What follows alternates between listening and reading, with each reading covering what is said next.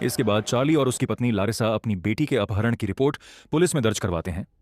Police तुरंत जांच शुरू कर देती है, लेकिन उनका पहला शक चार्ली और लारिसा पर ही जाता है। यह सुनकर चार्ली का गुस्सा फूट पड़ता है और वह पुलिस वालों पर चिल्लाने लगता है। वहीं मौजूद एक महिला पुलिस अधिकारी डालिया इस पूरे मामले को बेहद गंभीरता से लेती है और उसे यकीन होता है कि इस केस के पीछे कोई बड़ा रहस्य छिपा है। पुलिस कई दिनों तक केटी की तलाश करती है, लेकिन उसका कहीं कोई सुराग नहीं मिलता। देखते ही देखते पूरे 8 साल बीत जाते हैं। अब चार्ली अपने परिवार के साथ अमेरिका के न्यू मैक्सिको में रहने लगा होता है। इस दौरान उसके घर एक और बेटी जन्म ले चुकी होती है, जिसका नाम मॉड होता है।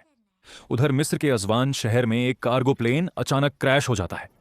यह हादसा पास से गुजर रहे एक युवक की नजरों के सामने होता है। वह तुरंत क्रैश साइट पर पहुंचता है, जहां पायलट और को पायलट की लाशें बुरी तरह क्षत विक्षत हालत में पड़ी होती हैं। यह नजारा देखकर वह बुरी तरह डर जाता है। तभी उसकी नजर मलबे के बीच रखे एक प्राचीन काले ताबूत पर पड़ती है। हैरानी की बात यह थी कि इतनी भयानक दुर्घटना के बावजूद उस ताबूत पर एक भी खरोंच नहीं आई होती। बाद में उस ताबूत को जांच के लिए पुरातत्व विभाग के पास भेज दिया जाता है। जब आर्कियोलॉजिस्ट उसे खोलते हैं तो उनके होश उड़ जाते हैं। अंदर एक मम्मी बंद होती है, जिसके पूरे शरीर पर प्राचीन भाषा में लिखी हुई पट्टियां लिपटी होती हैं। आर्कियोलॉजिस्ट धीरे धीरे उन पट्टियों को हटाना शुरू करता है। जैसे जैसे पट्टियां उतरती जाती हैं, एक लड़की का चेहरा दिखाई देने लगता है, लेकिन तभी अचानक उस लड़की के मुंह से एक अजीब और डरावना कीड़ा बाहर निकलता है। अगले ही पल लड़की का शरीर हिलने लगता है और वह जोर जोर से चीखने लगती है।